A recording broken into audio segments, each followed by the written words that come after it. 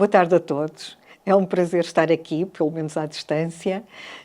Quero agradecer, como habitualmente, à Rádio Transforma, à equipa técnica, que fez tudo, e desta vez ainda mais que tudo, para conseguirmos estar aqui todos, e eu em especial. Portanto, muito obrigada. Obrigada a todos os presentes. Quero fazer uma brevíssima explicação do guião que vão ouvir a seguir. O guião que vão ouvir a seguir resulta de uns meses, mais que um ano, de investigação, de um mergulho inteiro na obra de Saramago, em vídeos, em peças de teatro, em músicas, em fotografias, livros de fotografias, no muito que se fez na altura que o Saramago completou, que comemoramos o 100º aniversário de Saramago. As Palavras Inquietas, na altura, decidiram prestar-lhe homenagem e fizeram este guião, que é um breve, muito breve resumo, de cerca de 45 minutos, do que foi a obra dele. Começando por poesia, porque nós somos leitores de poesia, trazemos aqui poemas dos 3 livros de poesia que ele escreveu, os Poemas Possíveis, e não me lembro agora do nome dos outros 2, mas que foram editados recentemente na Poesia Completa de Saramago. A segunda parte e terceira parte são excertos das obras mais conhecidas, dos romances. Não trazemos aqui o Memorial do Convento, mas trazemos o Ano da Morte de Ricardo Reis, Intermitências da Morte, o Evangelho segundo Jesus Cristo, Todos os Nomes, o Ensaio sobre a Lucidez, entre outros. Trazemos também um excerto de uma peça de teatro, trazemos excertos das crónicas que ele publicou no Diário de Notícias, trazemos discursos, excertos de discursos, o primeiro que já ouviram ou vão ouvir a seguir está dito por ele próprio, mas nós vamos ler aqui também um outro discurso, um excerto do Direito e os Sinos, e trazemos desta forma uma viagem muito breve pela obra de Saramago, pela forma como ele era e pela forma como ele questionava. Ele era muito bom a fazer perguntas, escrevia tentando dar respostas e fazendo outras perguntas sobre o que é ser humano nos dias, eu diria nos dias de hoje. Apresentamos o guião aqui no mês de novembro, mês em que ele completaria 103 anos no passado dia 16 de novembro. Tenham um bom serão e obrigada por estarem aqui. De seguida temos o discurso de Estocolmo, de Saramago. Não têm faltado comemorações à efeméride. Sabendo-se, porém, como a atenção se cansa quando as circunstâncias lhe pedem que se ocupe de assuntos sérios, não é arriscado prever que o interesse público por esta questão comece a diminuir já amanhã. Nada tenho contra esses atos comemorativos, eu próprio contribuí para eles, modestamente, com algumas palavras. E uma vez que a data o pede e a ocasião não o desaconselha, permita-se-me que diga aqui umas quantas mais. Neste meio século, não parece que os governos tenham feito pelos direitos humanos tudo aquilo a que moralmente estavam obrigados. As injustiças multiplicam-se, as desigualdades agravam-se, a ignorância cresce, a miséria alastra. A mesma esquizofrénica humanidade, capaz de enviar instrumentos a um planeta para estudar a composição das suas rochas, assiste indiferente à morte de milhões de pessoas pela fome. Chega-se mais facilmente a Marte do que o nosso próprio semelhante. Alguém não anda a cumprir o seu dever. Não andam a cumpri-lo os governos porque não sabem, porque não podem ou porque não querem. Ou porque não lhe o permitem aqueles que efetivamente governam o mundo. As empresas multinacionais e pluricontinentais cujo poder absolutamente não democrático reduziu a quase nada o que ainda restava do ideal da democracia. Mas também não estão a cumprir o seu dever os cidadãos que somos. Pensemos que nenhum direitos humanos poderão subsistir sem a simetria dos deveres que lhes correspondem e que não é de esperar que os governos façam nos próximos 50 anos o que não fizeram nestes que comemoramos. Tomemos então nós, cidadãos comuns, a palavra. Com a mesma veemência com que reivindicamos direitos, reivindiquemos também o dever dos nossos deveres. Talvez o mundo possa tornar-se um pouco melhor. Em Frankfurt, no dia 9 de outubro, as primeiras palavras que pronunciei foram para agradecer à Academia Sueca a atribuição do Prémio Nobel de Literatura. Agradeci igualmente aos meus editores, aos meus tradutores e aos meus leitores. A todos torno a agradecer. E agora também aos escritores portugueses e de língua portuguesa, aos do passado e aos de hoje. É por eles que as nossas literaturas existem. Eu sou apenas mais um que a eles se veio juntar. Disse naquele dia que não nasci para isto, mas isto foi-me dado. Bem-hajam, portanto.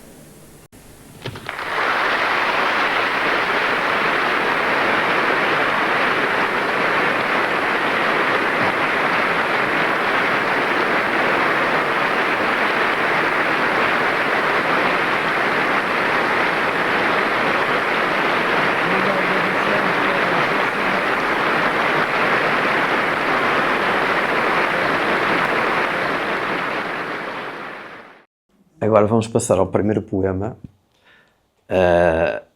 lido pela Maria Fernanda. Na ilha por vezes habitada do que somos, há noites, manhãs e madrugadas em que não precisamos de morrer. Então, sabemos tudo do que foi e será. O mundo aparece a explicar definitivamente e entra em nós uma grande serenidade. E dizem-se as palavras que a significam. Levantamos um punhado de terra e apertamo-la nas mãos, com doçura. Aí se contém toda a verdade suportável, o contorno, a vontade e os limites. Podemos então dizer que somos livres, com a paz e o sorriso de quem se reconhece e viajou à roda do mundo infatigável, porque mordeu a alma até aos ossos dela. Libertemos devagar a terra onde acontecem milagres, como a água, a pedra e a raiz. Cada um de nós é por enquanto a vida. Isso nos baste.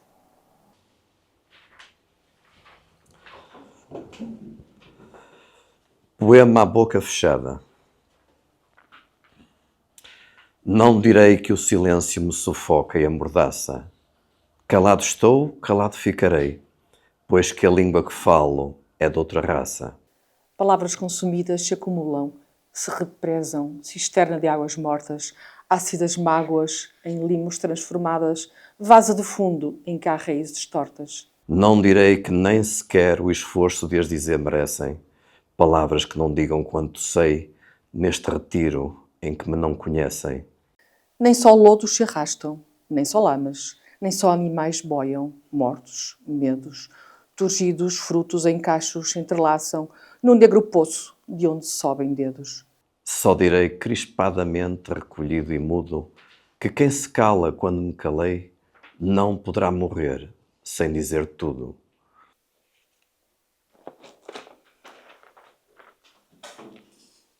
Ainda agora é manhã. Ainda agora é manhã e já os ventos adormecem no céu. Pouco a pouco, a névoa antiga e baça se levanta. Ruivamente, o sol abre uma estrada na prata nublada destas águas. É manhã, meu amor. A noite foge e no mel dos teus olhos escurece o amargo das sombras e das mágoas. Retrato do poeta quando jovem. Há na memória um rio onde navegam os barcos da infância, em arcadas de ramos inquietos que despregam, sob as águas, as folhas recurvadas. Há um bater de remos compassado no silêncio da lisa madrugada, onde as brancas se afastam para o lado com o rumor da seda amarrotada. Há um nascer do sol no sítio exato, à hora que mais conta de uma vida, um acordar dos olhos e do tato, um ansiar de sede inextinguida.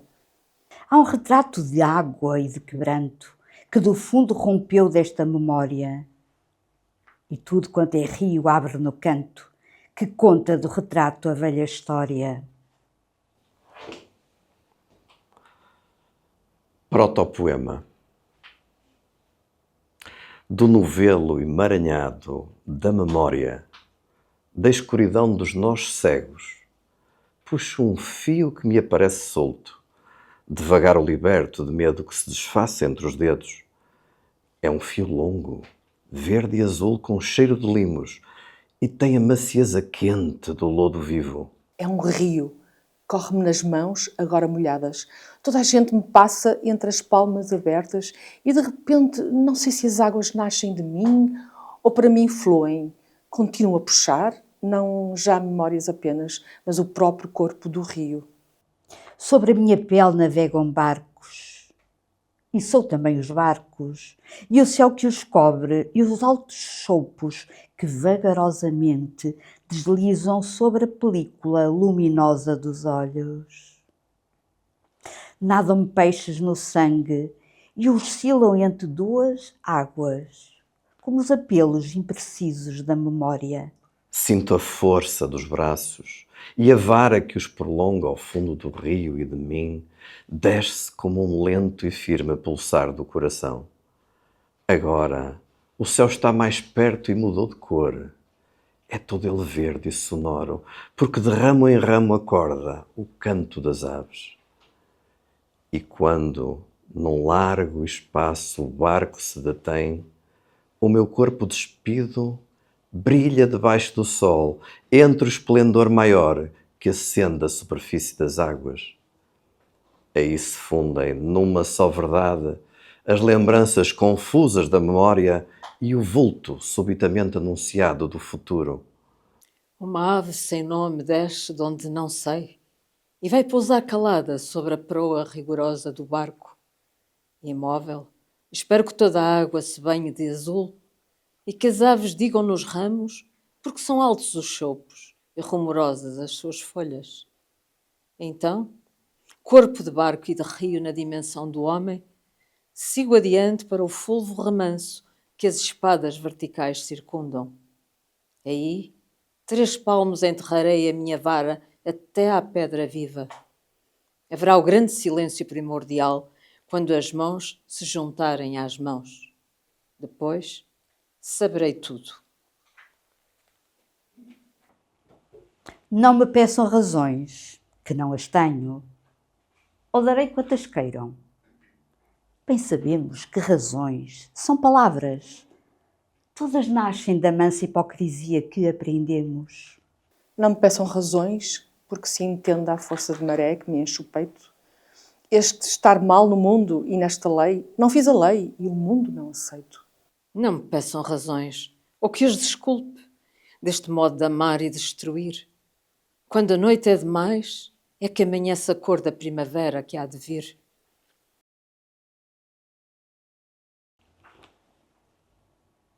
Eu, luminoso não sou. Nem sei que haja um poço mais remoto e habitado de cegas criaturas, de histórias e assombros. Se, no fundo do poço, que é um mundo secreto e intratável das águas interiores, uma roda de céu ondulando se alarga, digamos que é o mar, como o rápido canto, ou apenas o eco, desenha no vazio irrespirável o movimento de asas. O musgo é um silêncio, e as cobras d'água dobram rugas no céu, enquanto, devagar, as aves se recolhem.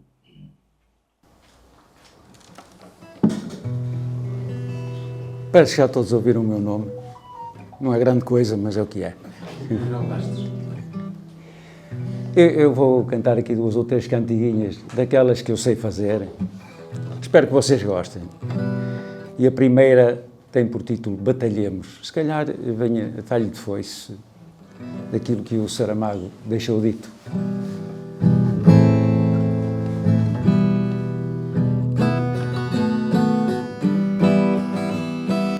Que este grito lancinante não pare de ecoar contra o instinto aberrante teimosamente imperar. Batalhemos contra os tais a quem escasseia a bondade e ostenta os ideais da injustiça, da falsidade. Esta revolta, este grito são um apelo profundo a quem gera conflito e maltrata o mundo.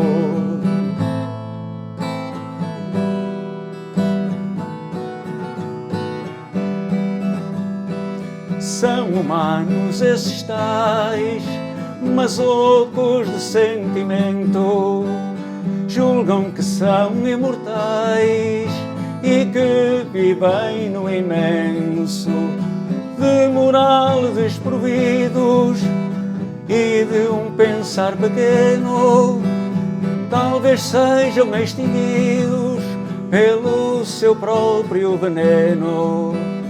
Esta revolta e este grito são um apelo profundo a quem gera conflito e maltrata o mundo.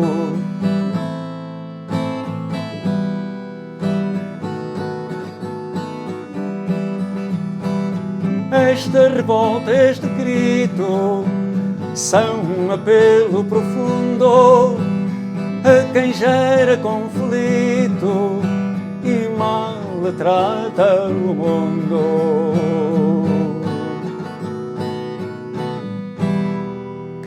Obrigado.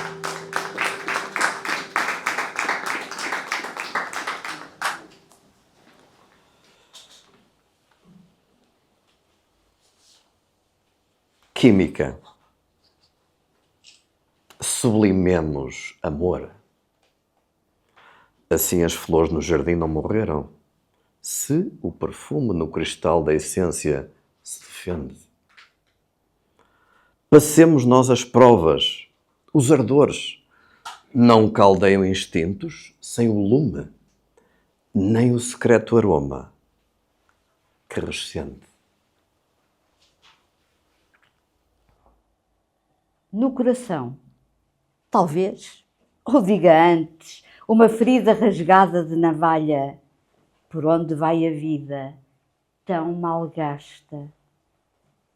Na total consciência nos retalha o desejar, o querer, o não bastar, enganada procura da razão, que o acaso de sermos justifique. Eis o que dói, talvez, no coração. Intimidade. No coração da mina mais secreta, no interior do fruto mais distante, na vibração da nota mais discreta, no búzio mais convolto e ressoante. Na camada mais densa da pintura, na veia que no corpo mais nos sonde, na palavra que diga mais brandura, na raiz que mais desce, mais esconde. No silêncio mais fundo desta pausa em que a vida se fez perenidade, procuro a tua mão. Decifro a causa de querer e não querer. Final. Intimidade.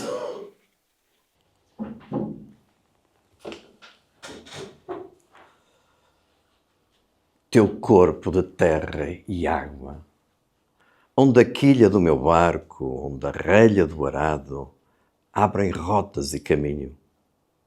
Teu ventre de seivas brancas, tuas rosas paralelas, tuas colunas, teu centro, teu fogo de verde pinho, tua boca verdadeira, teu destino, minha alma, tua balança de prata, teus olhos de mel e vinho. Bem que o mundo não seria se o nosso amor lhe faltasse, mas as manhãs que não temos são nossos lençóis de linho.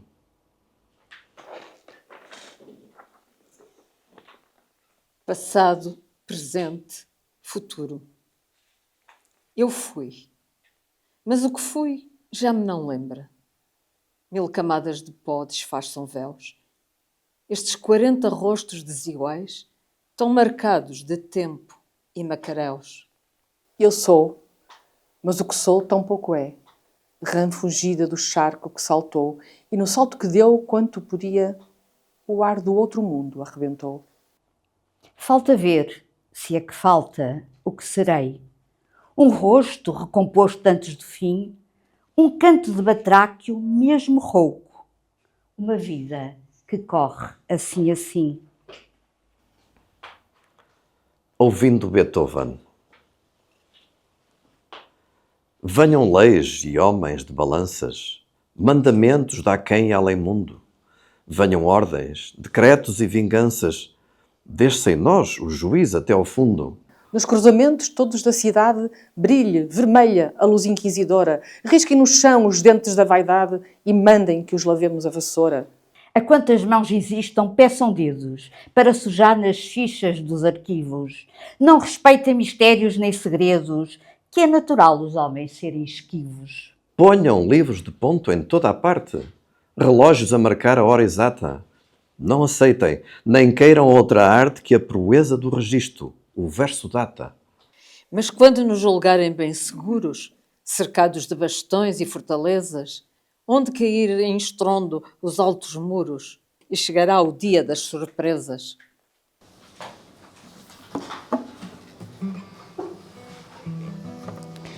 E então, mais uma cantiguinha, esta dedicada aos poderosos.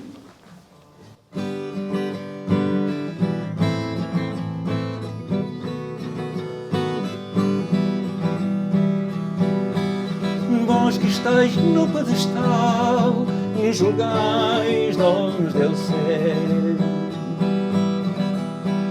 vossa tendência para o mal é força do vosso querer. Só mal sabeis fazer, só mal sabeis fazer. De paz não quereis falar, que o vosso modo de agir é ter o mundo a chorar, sempre longe de sorrir. Não vos quereis redimir, não vos quereis redimir. Podiam ser um guião para os mandadores da terra, os versos deste refrão que imploram não à guerra. Os versos deste refrão que imploram não à guerra. E o mundo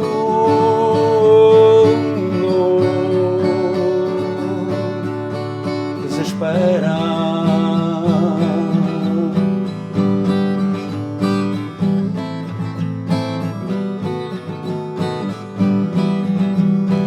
Se o bom senso imperasse e a ambição fosse banida, talvez o mundo não andasse continuamente à deriva, nesta saga desmedida, nesta saga desmedida. A vós todos poderosos, pé do mundo, clemência. Sejam menos odiosos, usem bem a inteligência. Para que a prepotência? Para que a prepotência?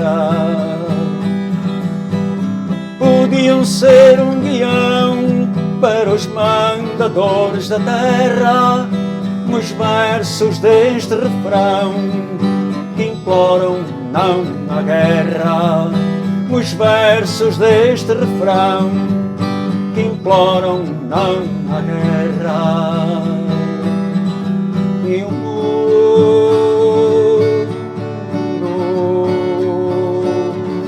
desespera.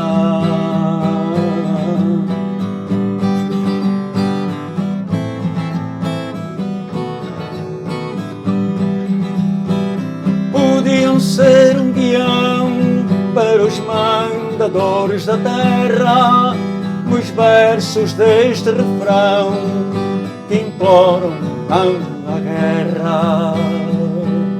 E o mundo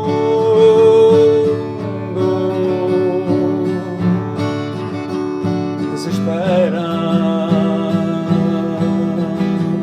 e vai desesperar. Obrigado.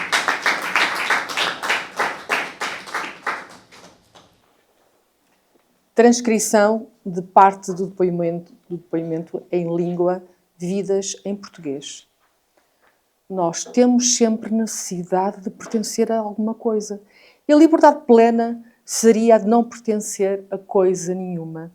Mas como é que se pode não pertencer à língua que se aprendeu, à língua com que se comunica e, neste caso, à língua com que se escreve?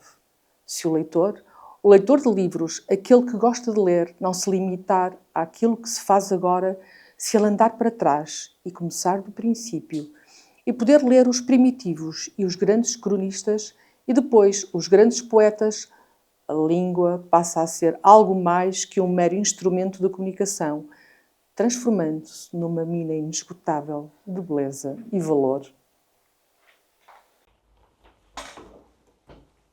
O Evangelho segundo Jesus Cristo, um excerto. O bem e o mal não existem em si mesmo. Cada um deles é somente a ausência do outro. Aprendi a não tentar convencer ninguém. O trabalho de convencer é uma falta de respeito, é uma tentativa de colonização do outro. Eu sou contra a tolerância, porque ela não basta. Tolerar a existência do outro e permitir que ele seja diferente ainda é pouco. Quando se tolera, apenas se concede. E essa não é uma relação de igualdade, mas de superioridade de um sobre o outro. Sobre a intolerância já fizemos muitas reflexões.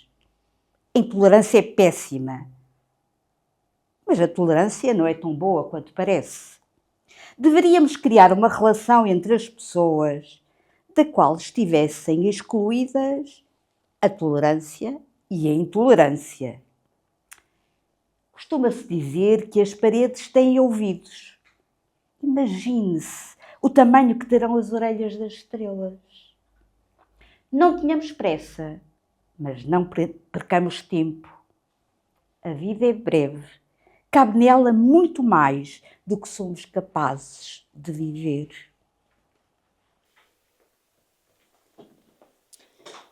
Excerto da peça A Segunda Vida de Francisco de Assis.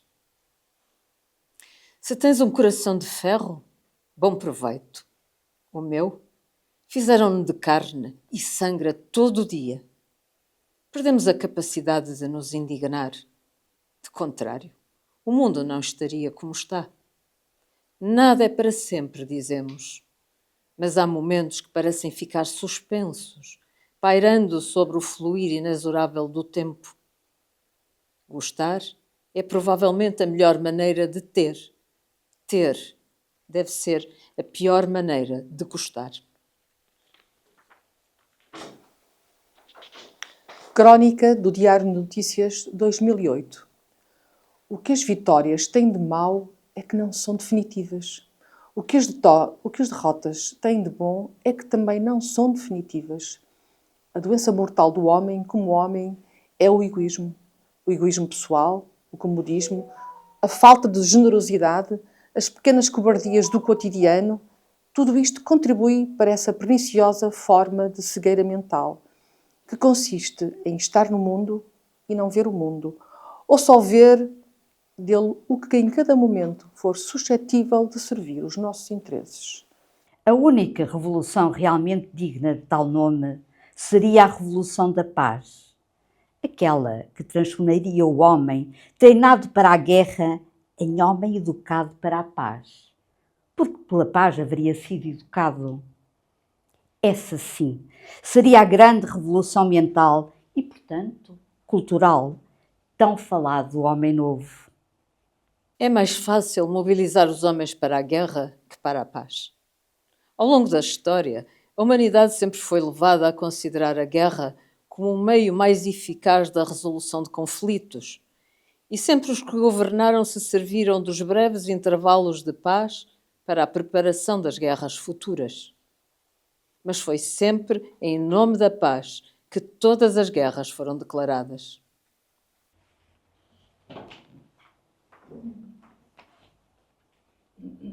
Ensaio sobre a lucidez, uma adaptação e um enxerto. Eram quase 3h30 quando o telefone vermelho tocou. O comissário levantou-se de um salto, enfiou nos pés os chinelos com o distintivo da corporação e perguntou: Quem fala? Daqui Albatroz. Boas noites, Albatroz. Aqui Papagaio do Mar. Tenho para si, Papagaio do Mar, faça o favor de tomar nota. Às suas ordens, Albatroz. Hoje, às 9h de manhã, não da noite, estará uma pessoa à sua espera no posto 6 norte da fronteira. O exército foi avisado. Devo entender que essa pessoa virá para me substituir, Albatroz. Não há qualquer motivo para tal, Papagaio do Mar. A sua atuação tem sido bem conduzida e espero que assim continue até ao final do caso. Obrigado, Albatroz. E as suas ordens são, como disse, estará às 9h da manhã uma pessoa à sua espera no posto 6 norte da fronteira. Sim, Albatroz. Já tinha tomado nota. E entregará a essa pessoa a fotografia de que me falou, aquela do grupo em que aparece a suspeita principal. Entregar-lhe-á a lista de nomes e moradas que obteve e tem em seu poder. Mas essa fotografia ainda é necessária à minha investigação. Não creio que o seja tanto como diz, Papagaio do Mar. Suponho mesmo que não precisa dela para nada, uma vez que por si próprio ou por meio dos seus subordinados já travou conhecimento com todos os componentes da quadrilha. Quererá dizer do grupo, Albatroz? Uma quadrilha é um grupo. Sim, Albatroz, mas nem todos os grupos são quadrilhas. Não o sabia, tão preocupado com a correção das definições. Vejo que faz bom uso dos dicionários, Papagaio do Mar. Peço que me desculpe tê-lo emendado, Albatroz. Ainda sinto a cabeça atordoada. Dormia? Não, Albatroz. Pensava no que tinha para fazer amanhã. Pois agora já sabe, a pessoa que estará à sua espera no posto 6 norte é um homem mais ou menos da sua idade, que leva uma gravata azul com pintas brancas. Calculo que não haverá muitos iguais nos postos militares da fronteira. Conheço o Albatroz. Não conhece, não pertence ao serviço. E responderá a sua palavra de passe com a frase: o tempo sempre falta. E a minha qual é? O tempo sempre chega. Muito bem, Albatroz. As suas ordens serão cumpridas. Às 9h estarei na fronteira para esse encontro. Agora volto para a cama e durma bem o resto da noite, Papagaio do Mar. Eu vou fazer o mesmo. Tenho estado a trabalhar até agora. Posso fazer-lhe uma pergunta, Albatroz? Faça, mas não se alarme muito. Terá a fotografia algo a ver com a ajuda que me prometeu? Parabéns pela perspicácia, Papagaio do Mar. Realmente não se lhe pode esconder nada. Portanto, tem algo a ver. Sim, tem tudo a ver. Mas não que eu lhe diga de que maneira.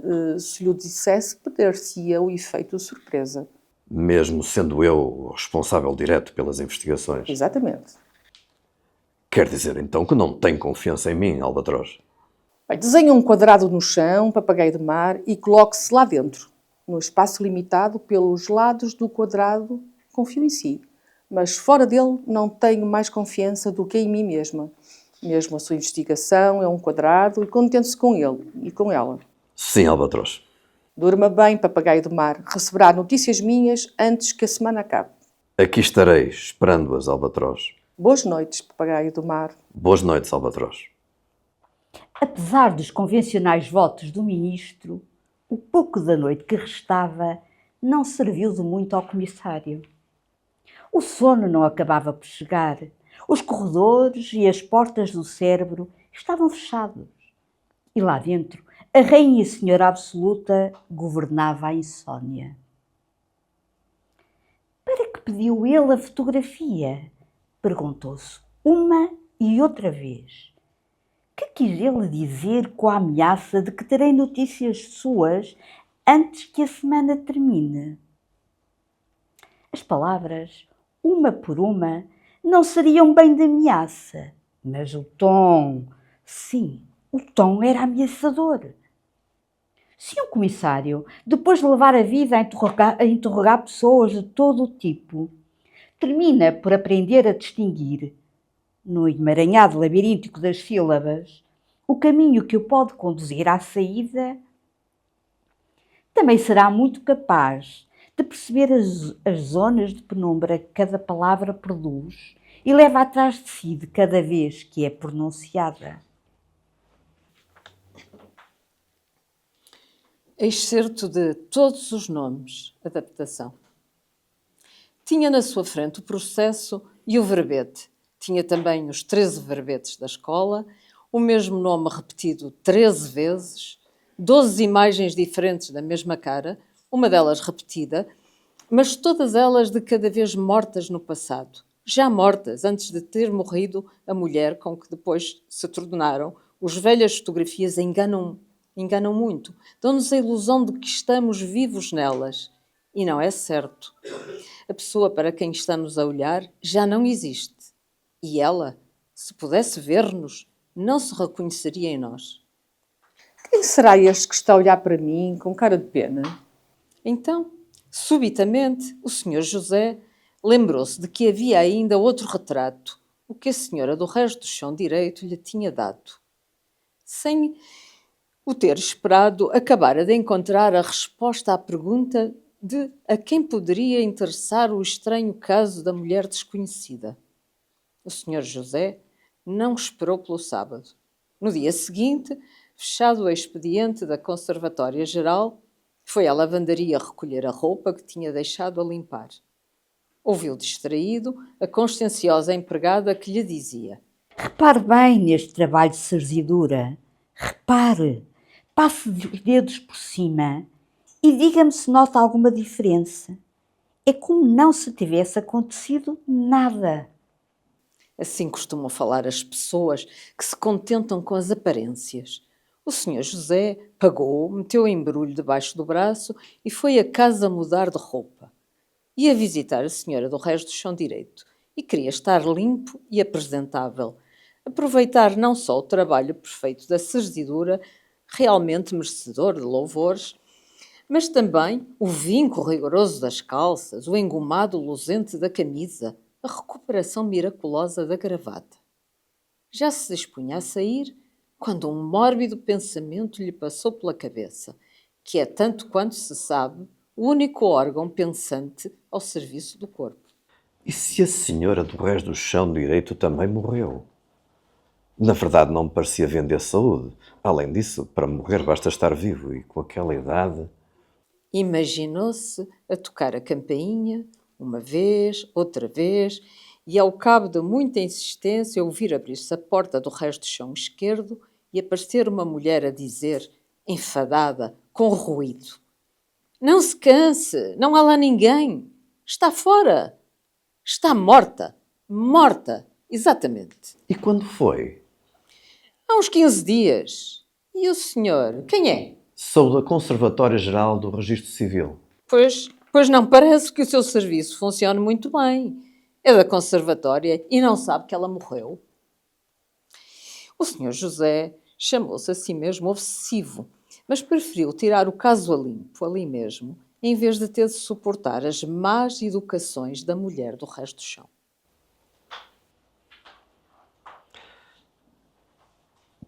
Excerto O Ano da Morte de Ricardo Reis. Adaptação. Não tardou Marcenda a descer. Compusera o penteado, retocara os lábios, atitudes que já se tornaram automáticas. Tropismos ao espelho é o que pensam alguns, que outros afirmam e defendem ter a mulher um comportamento em todas as circunstâncias consciente, acoberto de um escudo de ligeireza de espírito e volubilidade do gesto, de grande eficácia a julgar pelos resultados. Mas são pontos de vista que não merecem maior atenção. Ricardo Reis levantou-se para a receber. Levou um sofá que fazia ângulo reto com o seu. Não quis sugerir que passassem para um outro largo em que ambos caberiam lado a lado. Marcenda sentou-se, pôs a mão esquerda no colo, sorriu de um modo aliado e distante, como se dissesse: É isto que está vendo. Não faz nada sem mim. Está cansada? Mas Salvador apareceu.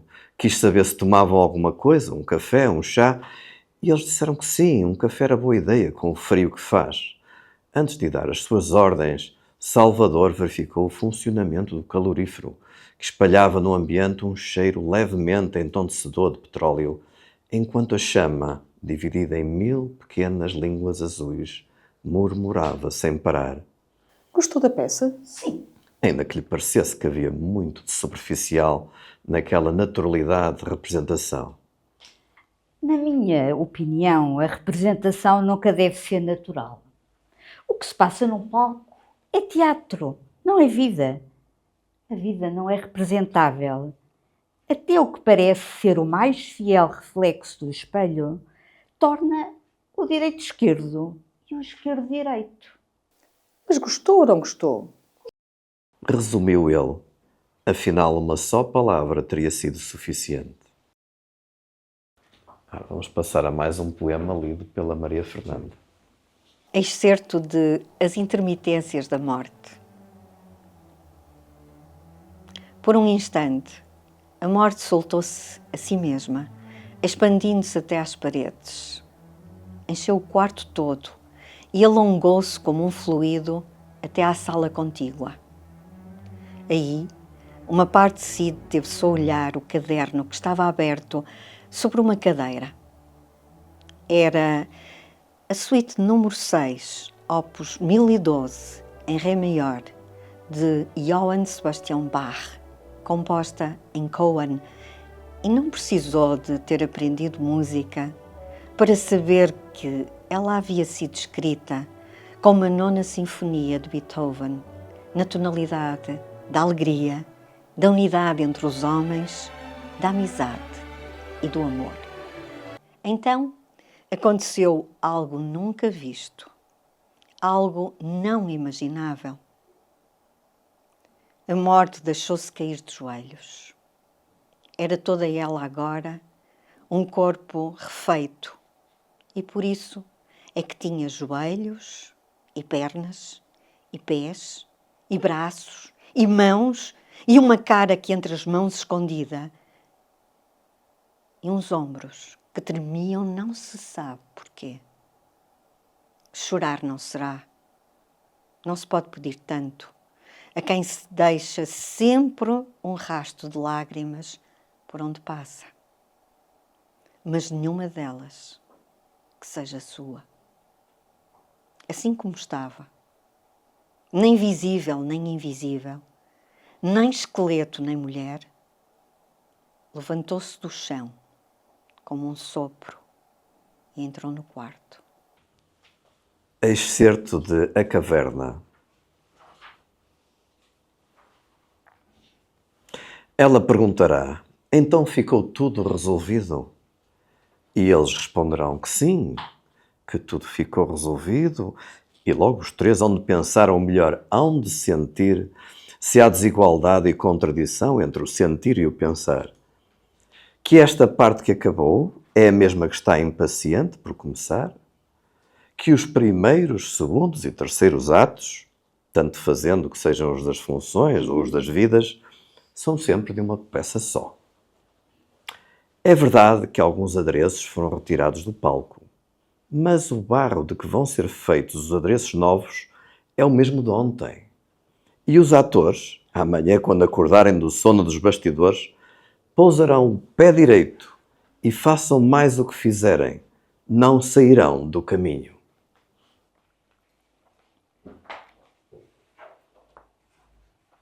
Um excerto de História do Cerco de Lisboa, parte 1. Um terço das nossas curtas vidas passamo-lo a dormir. Não há quem o ignore. E tanto que basta ter olhos para a nossa própria experiência. Entre o deitar e o levantar, as coisas são boas de fazer. Descontando as insónias, quem delas sofra, e, no geral, o tempo gasto nos exercícios noturnos da arte amatória, ainda e sempre estimados e praticados às horas ditas mortas, apesar da crescente divulgação dos horários flexíveis, que, nesse e em outros particulares, parecem encaminhar-nos finalmente para a realização dos dourados sonhos da anarquia, isto é, aquela idade apetecida em que cada um poderá fazer o que lhe der na real gana, sob a única condição elementar de não ferir ou limitar a real gana dos seus próximos. Entre a multidão dos alheios vem demonstrar, se era preciso, o que por tradição sabíamos, que a dificuldade de realizar o simples sobrepassa em complexidade todos os ofícios e técnicas. Ou, por outras palavras, é menos dificultoso conceber, criar, construir e manipular um cérebro eletrónico do que encontrar no nosso próprio a simples maneira de ser feliz. Porém, atrás tempo, tempo vem, dizia o outro, e a esperança é sempre a última coisa a perder-se. Infelizmente, nós é que podemos começar a perdê-la desde já. Porque o tempo que ainda falta para a felicidade universal conta-se por astronómicas medidas.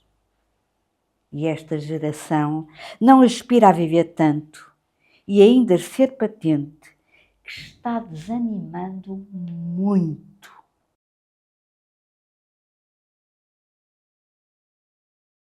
Excerto da História do Cerco de Lisboa, parte 2. Tão largo rodeio, tornando irresistível por esse jeito que as palavras têm de puxar umas pelas outras, parecendo que não fazem mais do que seguir o desejo de quem finalmente terá de responder por elas, mas levando ao engano, a ponto de deixarem quantas vezes a ponta da narrativa abandonada num lugar sem nome e sem história, o puro discurso sem cauda nem objetivo, cuja flutuação precisamente o irá tornar apto a servir como cenário ou adereço de não importa que drama ou ficção. Este rodeio, acabemos, encontrará justificação se subitamente nos perguntarmos quantas vezes ao longo da vida vai uma pessoa à janela, quantos dias, semanas e meses ali passou e porquê.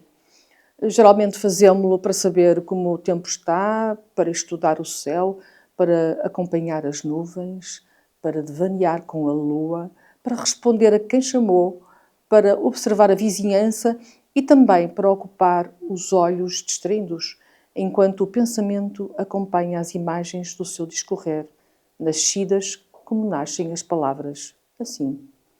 São relances, são momentos e longas contemplações do que não se chega a ser olhado, uma parede lisa e cega numa cidade, o rio cinzento ou a água que escorre nos beirais. Excerto de O Conto da Ilha Desconhecida. Desde que a viagem à Ilha Desconhecida começou, que não se vê o homem do leme comer. Deve ser porque está a sonhar, apenas a sonhar. E se no sonho lhe apetecesse um pedaço de pão ou uma maçã, seria puro invento, nada mais. As raízes das árvores já te estão penetrando no cavername. Não tarde que estas velas içadas devem ser precisas. Bastará que o vento sopre nas copas e vá encaminhando a caravela ao seu destino.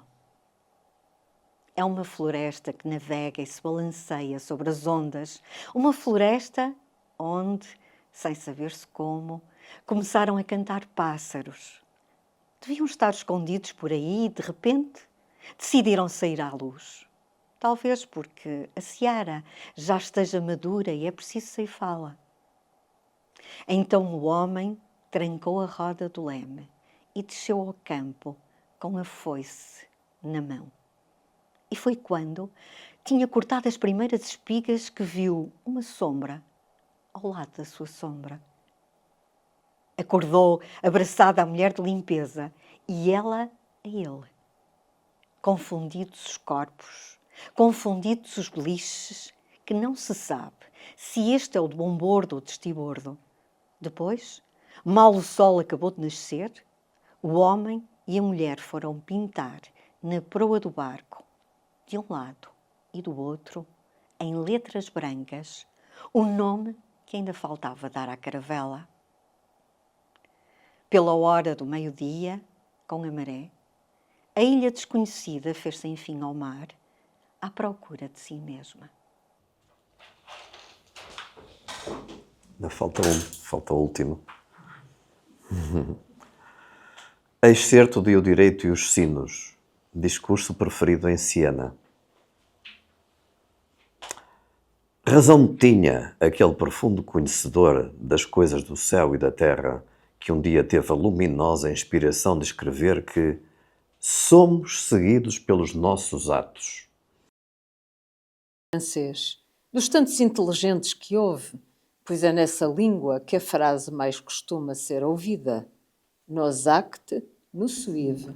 A propósito, não deverá causar-vos excessiva estranheza a insinuação acima deixada, manifestamente intencional e, tratando-se de mim, quase irresistível, de que também os atos de Deus, todos eles, desde que a primeira palavra da criação lhe saiu da boca até hoje, implacavelmente o estarão seguindo ou perseguindo.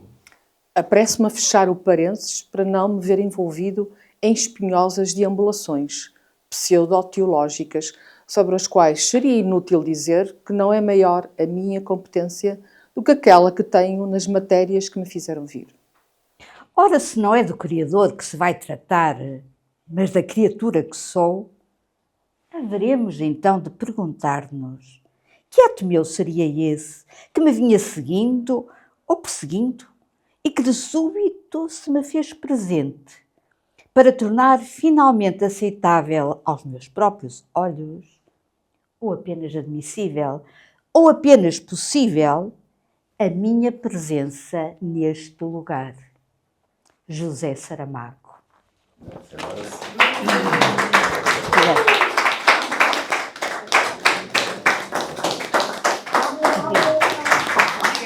Obrigada. Obrigada.